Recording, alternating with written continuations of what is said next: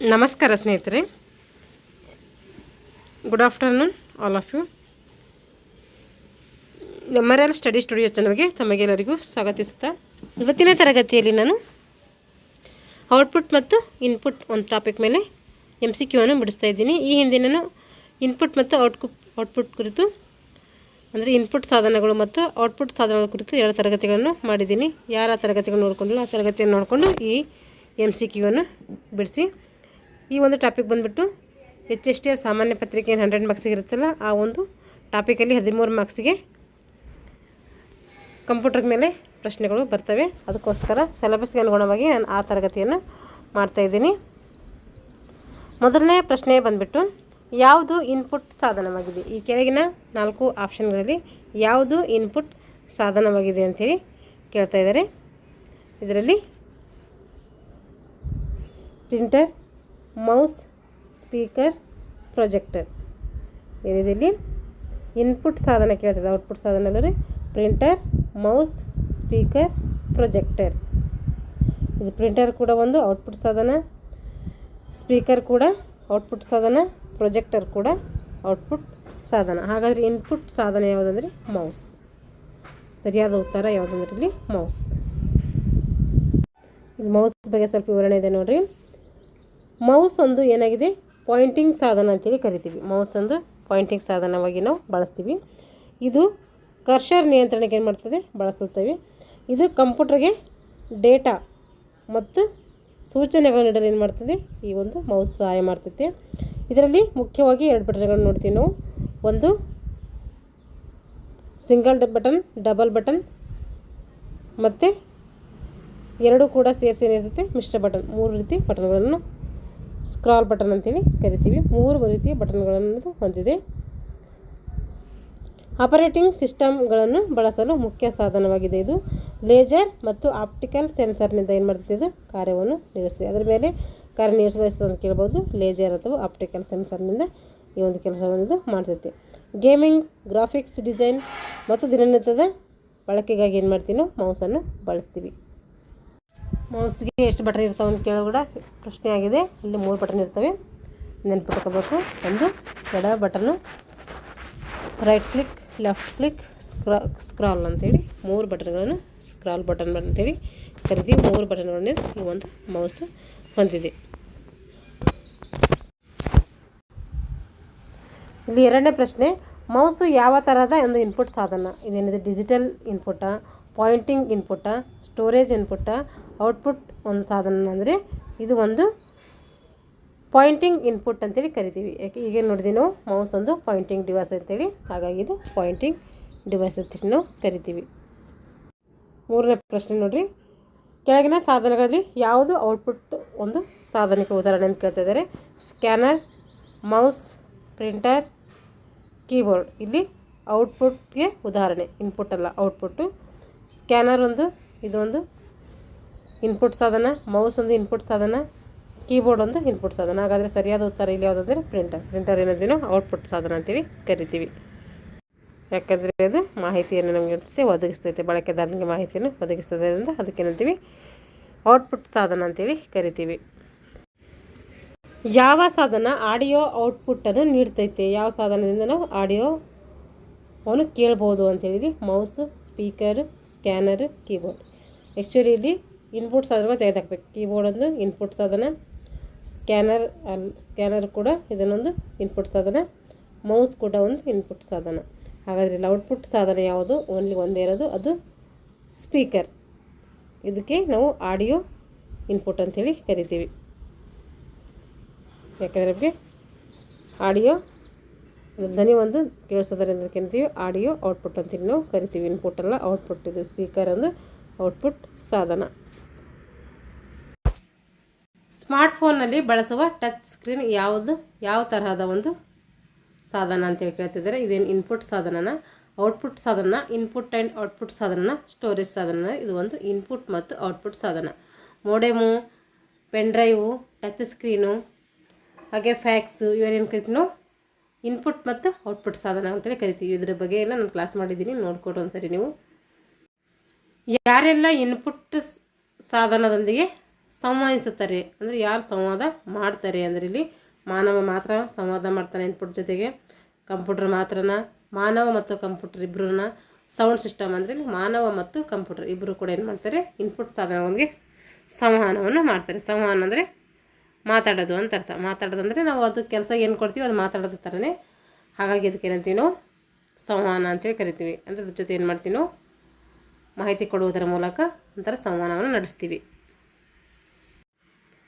ಇಲ್ಲಿ ನೋಡ್ರಿ, ಕೆಳಗಿನ ಯಾವುದು ಔಟ್ಪುಟ್ ಸಾಧನಕ್ಕೆ ಉದಾಹರಣೆಯಾಗಿದೆ ಅಂತ ಕೇಳ್ತಾ ಇದ್ದಾರೆ. ಔಟ್ಪುಟ್ ಸಾಧನಕ್ಕೆ ಉದಾಹರಣೆ ಯಾವುದು ಅಂದರೆ ಇಲ್ಲಿ keyboard, plotter, mouse, scanner, mouse, keyboard ಇವೆಲ್ಲ ಏನಿದ್ದಾವೆ, ಇವೆಲ್ಲ ಇನ್ಪುಟ್ ಸಾಧನ ಇದ್ದಾವೆ. ಇಲ್ಲಿ ಉದಾಹರಣೆಗೆ ಎದಕ್ಕೆ ಕೇಳಿದರೆ ಔಟ್ಪುಟ್ ಸಾಧನಕ್ಕೆ ಪ್ಲಾಟರ್ ಒಂದು ಔಟ್ಪುಟ್ ಸಾಧನವಾಗಿದೆ.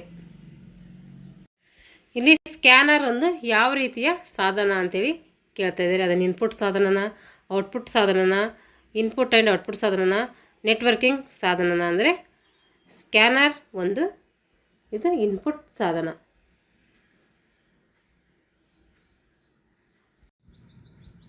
ಲ್ಯಾಪ್ಟಾಪ್ನಲ್ಲಿ ಕಂಡುಬರುವಂತಹ ಟಚ್ ಪ್ಯಾಡ್ ಯಾವ ರೀತಿಯ ಸಾಧನ ಅಂತ ಕೇಳ್ತಿದ್ದಾರೆ. ಇದನ್ನು ಇನ್ಪುಟ್ ಸಾಧನ, ಔಟ್ಪುಟ್ ಸಾಧನ, ಸ್ಟೋರೇಜ್ ಸಾಧನ, ನೆಟ್ವರ್ಕಿಂಗ್ ಸಾಧನ ಅಂದರೆ ಇದು ಒಂದು ಇನ್ಪುಟ್ ಸಾಧನ. ಟಚ್ ಪ್ಯಾಡ್ ಏನು ಮಾಡ್ತಿದ್ದೀವಿ ನಾವು ಮಾಹಿತಿ ಕೊಡ್ತಾ ಇದ್ದೀವಿ. ಲ್ಯಾಪ್ಟಾಪ್ಗೆ ಮಾಹಿತಿಯನ್ನು ಕೊಡೋದಕ್ಕೋಸ್ಕರ ಟಚ್ ಪ್ಯಾಡನ್ನು ಬಳಸ್ತಾ ಇದ್ದೀವಿ. ಹಾಗಾಗಿ ಇದು ಇನ್ಪುಟ್ ಸಾಧನ. ಮೆಮೊರಿ ಕಾರ್ಡ್ ಯಾವ ರೀತಿಯ ಸಾಧನವಾಗಿದೆ? ಮೆಮೊರಿ ಕಾರ್ಡ್ ಯಾವ ತರಹದ ಸಾಧನ? ಇನ್ಪುಟ್ ಸಾಧನನ, ಔಟ್ಪುಟ್ ಸಾಧನನ ಅಥವಾ ಸ್ಟೋರೇಜ್ ಸಾಧನನ, ನೆಟ್ವರ್ಕಿಂಗ್ ಸಾಧನ ಅಂದರೆ ಇದು ಒಂದು ಏನಾಗಿರ್ತೈತೆ ಅಂದರೆ ಸ್ಟೋರೇಜ್ ಸಾಧನ ಆಗ್ತದೆ. ಮೆಮೊರಿ ಕಾರ್ಡ್ ಎದಕ್ಕೆ ಬಳಸ್ತೀವಿ? ಸ್ಟೋರೇಜ್ಗೋಸ್ಕರ ಬಳಸ್ಕೊಳ್ತೀವಿ. ಹಾಗಾಗಿ ಇದು ಸ್ಟೋರೇಜ್ ಸಾಧನ ಅಂತೇಳಿ ನಾವು ಕರಿಬೇಕು. ಡಿಜಿಟಲ್ ಕ್ಯಾಮ್ರಾ ಇದು ಯಾವ ರೀತಿಯ ಸಾಧನ? ಇನ್ನು ಇನ್ಪುಟ್ ಸಾಧನನ, ಔಟ್ಪುಟ್ ಸಾಧನನ, ಇನ್ಪುಟ್ ಆ್ಯಂಡ್ ಔಟ್ಪುಟ್ ಸಾಧನನ ಅಥವಾ ಸ್ಟೋರೇಜ್ ಸಾಧನ ಅಂದರೆ ಡಿಜಿಟಲ್ ಕ್ಯಾಮ್ರಾ ಒಂದು ಇನ್ಪುಟ್ ಆ್ಯಂಡ್ ಔಟ್ಪುಟ್ ಸಾಧನ ಆಗಿದೆ. ಏಕೆಂದರೆ ನಾವು ಮಾಹಿತಿಯನ್ನು ಕೊಡಬಹುದು, ಅದರಿಂದ ಪಡ್ಕೊಳ್ಳಬಹುದು. ಹಾಗಾಗಿ ಇದು ಇನ್ಪುಟ್ ಮತ್ತು ಔಟ್ಪುಟ್ ಸಾಧನ. ವೆಬ್ ಕ್ಯಾಮ್ರಾ, ಪೆನ್ ಡ್ರೈವು ಇವೆಲ್ಲ ಫ್ಯಾಕ್ಸು ಇವೆಲ್ಲ ಏನು ನಾವು ಇನ್ಪುಟ್ ಆ್ಯಂಡ್ ಔಟ್ಪುಟ್ ಇನ್ಪುಟ್ ಅಂತ ಇದು ಡಿವೈಸಸ್ ಅಂತೇಳಿ ಕರಿತೀವಿ. ಅಂದರೆ ಎರಡೂ ಆಗಿರ್ತವೆ. ಪ್ರೊಜೆಕ್ಟರ್ ಯಾವ ತರಹದ ಒಂದು ಸಾಧನ? ಪ್ರೊಜೆಕ್ಟರ್ ಯಾವ ರೀತಿ ಸಾಧನ? ಇನ್ಪುಟ್ ಸಾಧನ, ಔಟ್ಪುಟ್ ಸಾಧನ, ಸ್ಟೋರೇಜ್ ಸಾಧನ ಅಥವಾ ಪ್ರೊಸೆಸಿಂಗ್ ಸಾಧನ ಅಂದರೆ ಇದು ಒಂದು ಔಟ್ಪುಟ್ ಸಾಧನ. ಪ್ರೊಜೆಕ್ಟರ್ ಅನ್ನೋದು ಒಂದು ಔಟ್ಪುಟ್ ಸಾಧನ ಆಗಿದೆ. ಯಾಕೆಂದರೆ ಪ್ರೊಜೆಕ್ಟರಿಂದ ಮಾಹಿತಿಯನ್ನು ಏನು ಮಾಡ್ತೀವಿ ಪಡ್ಕೊಳ್ತೀವಿ. ಹಾಗಾಗಿ ಇದು ಔಟ್ಪುಟ್ ಸಾಧನ ಆಗಿರ್ತೈತೆ. ಮೈಕ್ರೋಫೋನ್ ಯಾವ ರೀತಿಯ ಸಾಧನ ಅಂತ ಕೇಳ್ತಾ ಇದ್ದಾರೆ. ಇದು ಒಂದು ಇನ್ಪುಟ್ ಸಾಧನ ಆಗಿದೆ. ಮೈಕ್ರೋಫೋನ್ ಔಟ್ಪುಟ್ ಸಾಧನ ಅಲ್ಲ, ಸ್ಟೋರೇಜ್ ಸಾಧನ ಅಲ್ಲ, ಪ್ರೊಸೆಸಿಂಗ್ ಸಾಧನ ಅಲ್ಲ. ಸರಿಯಾದ ಉತ್ತರ ಯಾವುದಂದ್ರೆ ಇಲ್ಲಿ ಮೈಕ್ರೋಫೋನ್ ಒಂದು ಇನ್ಪುಟ್ ಸಾಧನ. ಬ್ರೈಲ್ ಡಿಸ್ಪ್ಲೇ ಯಾವ ರೀತಿಯ ಸಾಧನ? ಬ್ರೈಲ್ ನಾವೇನು ಮಾಡ್ತೀವಿ, ಕಣ್ಣು ಕಾಣಲ್ದವ್ರಿಗೆ ಏನು ಮಾಡ್ತೀವಿ, ಬ್ರೈಲ್ ಲಿಪಿ ಮೂಲಕ ಅವ್ರಿಗೆ ಏನು ಮಾಡಿಸ್ತೀವಿ, ಓದಿಸ್ತೀವಿ, ಬರೆಸ್ತೀವಿ. ಹಾಗಾಗಿ ಬ್ರೈಲ್ ಡಿಸ್ಪ್ಲೇ ಅನ್ನೋದು ಯಾವ ರೀತಿಯ ಸಾಧನ ಅಂತೇಳಿ ಕೇಳ್ತಾ ಇದ್ದಾರೆ. ಇದೊಂದು ಇನ್ಪುಟ್ ಸಾಧನ, ಔಟ್ಪುಟ್ ಸಾಧನ, ಸ್ಟೋರೇಜ್ ಸಾಧನ, ಪ್ರೊಸೆಸಿಂಗ್ ಸಾಧನ ಅಂದರೆ ಇದು ಒಂದು ಔಟ್ಪುಟ್ ಸಾಧನ. ಬ್ರೈಲ್ ಲಿಪಿ ಒಂದು ಔಟ್ಪುಟ್ ಸಾಧನ. ಇದೇನು ಮಾಡ್ತೀವಿ ನಾವು ಅವರಿಗೆ ಡಿಸ್ಪ್ಲೇ ಮಾಡೋದ್ರ ಮೂಲಕ ಅಂತ ಏನು ಮಾಡ್ತೀವಿ ಕೇಳಿಸ್ತೀವಿ. ಹಾಗಾಗಿ ಇದೊಂದು ಔಟ್ಪುಟ್ ಸಾಧನ ಆಗಿರ್ತೈತಿ. ದೃಷ್ಟಿಹೀನರಿಗೆ ಬಳಸುವಂಥ ಒಂದು ಸಾಧನ ಇದು. ಜಾಯ್ಸ್ಟಿಕ್ ಇದು ಯಾವ ತರಹದ ಸಾಧನ? ಜಾಯ್ಸ್ಟಿಕ್ ಒಂದು ಇನ್ಪುಟ್ ಸಾಧನ, ಔಟ್ಪುಟ್ ಸಾಧನ, ಸ್ಟೋರೇಜ್ ಸಾಧನ, ಪ್ರೊಸೆಸಿಂಗ್ ಸಾಧನ ಅಂದರೆ ಇದು ಒಂದು ಇನ್ಪುಟ್ ಸಾಧನ ಆಗಿರ್ತೈತೆ. ನಾವು ಇದರಿಂದ ಜಾಯ್ಸ್ಟಿಕ್ ಬಳಸ್ಕೊಂಡು ಮಾಡ್ತೀವಿ, ಗೇಮಿಂಗನ್ನು ಇಲ್ಲಿ ಆಡ್ಬೋದು ನಾವು. ಹಾಗಾಗಿ ಇದು ಒಂದು ಯಾವ ಸಾಧನ ಅಂದರೆ ಇದೊಂದು ಇನ್ಪುಟ್ ಸಾಧನ. ಕೀಬೋರ್ಡ್ ಒಂದು ಯಾವ ಥರದ ಸಾಧನ? ಕೀಬೋರ್ಡ್ ಯಾವ ರೀತಿಯ ಸಾಧನ ಆಗಿದೆ? ಇನ್ಪುಟ್ ಸಾಧನ, ಔಟ್ಪುಟ್ ಸಾಧನ, ಸ್ಟೋರೇಜ್ ಸಾಧನ, ಪ್ರೊಸೆಸಿಂಗ್ ಸಾಧನ ಅಂದರೆ ಇದೊಂದು ಇನ್ಪುಟ್ ಸಾಧನ. ಕೀಬೋರ್ಡ್ ಒಂದು ಇನ್ಪುಟ್ ಸಾಧನ. ಕೀಬೋರ್ಡಲ್ಲಿ ನಾವು 104 ಕೀಗಳನ್ನು ನಾವು ಕಾಣ್ತೀವಿ. ಎಷ್ಟು ಕೀ ಇದೆ ಅಂದರೆ 104 ಅಂತ ಹೇಳಬೇಕು. ಕಡಿಮೆ ಇರೋದು ಕೂಡ ಇರ್ತೈತೆ, ಆದರೆ ಕ್ವಾಲಿಟಿ ಎಂಬ ಕೀಬೋರ್ಡಲ್ಲಿ ಏನಿರ್ತದೆ ಅಲ್ಲಿ 104 ಒಂದು ಸ್ಟ್ಯಾಂಡರ್ಡ್ ಕೀಬೋರ್ಡ್ ಅದು, ಅದರಲ್ಲಿ 104 ಕೀಲಿಗಳು ಇರ್ತವೆ.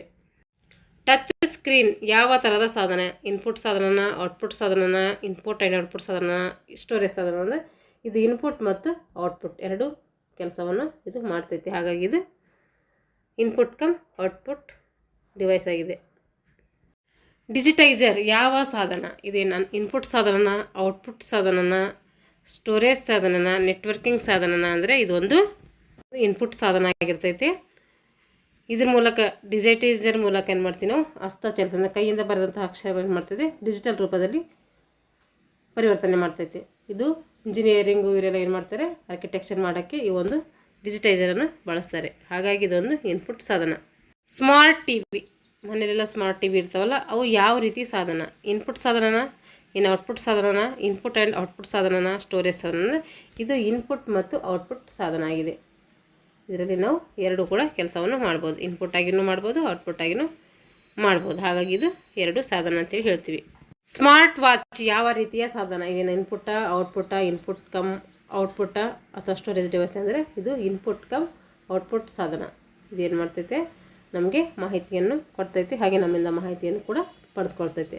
ಹಾಗಾಗಿ ಇದನ್ನು ಇನ್ಪುಟ್ ಮತ್ತು ಔಟ್ಪುಟ್ ಸಾಧನ ಅಂತೇಳಿ ಕರಿತೀವಿ. ನಾವು ಟಚ್ ಮಾಡೋದ್ರ ಮೂಲಕ ಮಾಹಿತಿಯನ್ನು ನೀಡ್ಬೋದು. ಅದಕ್ಕೆ ನಮಗೇನು ಮಾಡ್ತೈತೆ, ಡಿಸ್ಪ್ಲೇ ಮಾಡೋದರ ಮೂಲಕ ಅದೊಂದು ಔಟ್ಪುಟ್ ಸಾಧನವಾಗಿ ಕಾರ್ಯವನ್ನು ಮಾಡ್ತೈತೆ. ಡೊಮೆಟ್ರಿಕ್ಸ್ ಪ್ರಿಂಟರ್ ಯಾವ ರೀತಿಯ ಸಾಧನ ಅಂತ ಕೇಳ್ತಿದ್ದಾರೆ. ಇದು ಒಂದು ಔಟ್ಪುಟ್ ಸಾಧನ. ಇದು ಪ್ರಿಂಟರ್ ಅಂತ ಬಂದಿದೆ, ಹಾಗಾಗಿ ಇದು ಒಂದು ಔಟ್ಪುಟ್ ಸಾಧನ. ಇದು ಬ್ಯಾಂಕ್ಗಳಲ್ಲಿ ಪಾಸ್ಬುಕ್ ಪ್ರಿಂಟ್ ಹಾಕೋಕ್ಕೆ ಅದಕ್ಕೆ ಇದೆಲ್ಲ ಬಳಸ್ತಾರೆ. ಯಾವುದು? ಡೊಮೆಟ್ರಿಕ್ಸ್ ಪ್ರಿಂಟರ್. ಬಯೋಮೆಟ್ರಿಕ್ಸ್ ಸ್ಕ್ಯಾನರ್ ಯಾವ ಸಾಧನ? ಬಯೋಮೆಟ್ರಿಕ್ ಸ್ಕ್ಯಾನರ್ ಯಾವ ಸಾಧನ ಅಂತೇಳಿ ಕೇಳ್ತಾ ಇದ್ದಾರೆ. ಇದೊಂದು ಇನ್ಪುಟ್, ಔಟ್ಪುಟ್, ಸ್ಟೋರೇಜ್ ಸಾಧನ ಅಥವಾ ಪ್ರೊಸೆಸಿಂಗ್ ಸಾಧನನ ಅಂತಂದರೆ ಇದೊಂದು ಇನ್ಪುಟ್ ಸಾಧನ. ಇದೇನು ಮಾಡ್ತದೆ, ನಮ್ಮಿಂದ ಮಾಹಿತಿಯನ್ನು ತಗೊಳ್ತೈತೆ. ಹಾಗಾಗಿ ಇದಕ್ಕೆ ನಾವು ಇನ್ಪುಟ್ ಸಾಧನ ಅಂತೇಳಿ ಕರಿತೀವಿ. ಮಾನವನ ಶರೀರದ ವಿವಿಧ ಅಂಗಗಳ ಒಂದು ಏನು ಮಾಡ್ತೈತೆ, ಮಾಹಿತಿಯನ್ನು ಇದು ತಗೊಳ್ಳೋದ್ರಿಂದ ಇದೊಂದು ಇನ್ಪುಟ್ ಸಾಧನವಾಗಿ ಕೆಲಸವನ್ನು ಮಾಡ್ತೈತೆ. ಲೇಜರ್ ಪ್ರಿಂಟರ್ ಇದು ಯಾವ ರೀತಿಯ ಸಾಧನ? ಇನ್ಪುಟ್, ಔಟ್ಪುಟ್, ಸ್ಟೋರೇಜ್ ಸಾಧನ, ಪ್ರೊಸೆಸಿಂಗ್ ಸಾಧನ ಅಂದರೆ ಲೇಜರ್ ಪ್ರಿಂಟರ್ ಇದೊಂದು ಔಟ್ಪುಟ್ ಸಾಧನ. ಇದು ಏನು ಮಾಡ್ತೈತೆ, ಶಾಲೆ ಕಾಲೇಜು ಇಲ್ಲೆಲ್ಲ ಏನು ಮಾಡ್ತಾರೆ, ವ್ಯವಹಾರಕ್ಕಾಗಿ ಈ ಒಂದು ಲೇಜರ್ ಪ್ರಿಂಟರನ್ನು ಬಳಸ್ತಾರೆ. ಹಾಗಾಗಿ ಇದು ಔಟ್ಪುಟ್ ಸಾಧನ. ಹೆಡ್ಫೋನ್ ಒಂದು ಯಾವ ಸಾಧನ? ಹೆಡ್ಫೋನ್ ಒಂದು ಇನ್ಪುಟ್ ಸಾಧನನ, ಔಟ್ಪುಟ್ ಸಾಧನನ ಅಥವಾ ಇನ್ಪುಟ್ ಆ್ಯಂಡ್ ಔಟ್ಪುಟ್ ಸಾಧನನ, ಸ್ಟೋರೇಜ್ ಸಾಧನನ ಅಂದರೆ ಇದು ಒಂದು ಹೆಡ್ಫೋನ್ ಒಂದು ಔಟ್ಪುಟ್ ಸಾಧನ ಆಗಿದೆ. ಇದು ಗೇಮಿಂಗು ಮತ್ತು ಎಡಿಟಿಂಗು, ಕಾನ್ಫರೆನ್ಸು ಈ ರೀತಿ ಕಾಲ್ಗಳ ಬಳಕೆಗೆ ಏನು ಮಾಡ್ತೀವಿ, ನಾವು ಹೆಡ್ಫೋನನ್ನು ಬಳಸ್ತೀವಿ. ಹಾಗಾಗಿ ಇದೊಂದು ಔಟ್ಪುಟ್ ಸಾಧನ ಆಗಿದೆ. ಫ್ಲೋಟರ್ ಯಾವ ರೀತಿಯ ಸಾಧನ? ಇನ್ಪುಟ್, ಔಟ್ಪುಟ್, ಸ್ಟೋರೇಜ್ ಸಾಧನ ಅಥವಾ ಪ್ರೊಸೆಸಿಂಗ್ ಸಾಧನ ಅಂದರೆ ಇದು ಒಂದು ಔಟ್ಪುಟ್ ಸಾಧನ. ಇದೇನು ಮಾಡ್ತಾರೆ, ಇಂಜಿನಿಯರಿಂಗ್ ಅವರೆಲ್ಲ ಏನು ಮಾಡ್ತಾರೆ, ಅಂದರೆ ಸ್ಕೆಚ್ ಹಾಕೋಕ್ಕೆಲ್ಲ ಏನು ಮಾಡ್ತಾರೆ, ಈ ಒಂದು ಪ್ಲಾಟರನ್ನು ಬಳಸ್ಕೊತಾರೆ. ಇನ್ಪುಟ್ ಮತ್ತು ಔಟ್ಪುಟ್ ಮೇಲೆ ನಾನು ಒಂದು 25 ಪ್ರಶ್ನೆಗಳನ್ನು ಬಿಡಿಸಿದ್ದೀನಿ. ಇನ್ನು ಯಾವುದ್ರ ಸಿಕ್ಕಿದ್ರೆ ನಾನು ಬಿಡಿಸ್ತಾ ಹೋಗ್ತೀನಿ. ಯಾರೆಲ್ಲ ಇನ್ನು ನಮ್ಮ ಚಾನಲ್ನ ಸಬ್ಸ್ಕ್ರೈಬ್ ಮಾಡ್ಕೊಂಡ್ರೆ ಚಾನಲ್ನ ಸಬ್ಸ್ಕ್ರೈಬ್ ಮಾಡಿಕೊಂಡು ವಿಡಿಯೋನ ವಾಚ್ ಮಾಡಿ. ಇಷ್ಟ ಆಗಿದರೆ ಲೈಕ್ ಆ್ಯಂಡ್ ಶೇರ್ ಮಾಡಿ ಅಂತ ಹೇಳ್ತಾ ಇಲ್ಲಿಗೆ ಈ ತರಗತಿಯನ್ನು ಮುಗಿಸ್ತಾ ಇದ್ದೀನಿ. ಎಲ್ಲರಿಗೂ ಧನ್ಯವಾದಗಳು.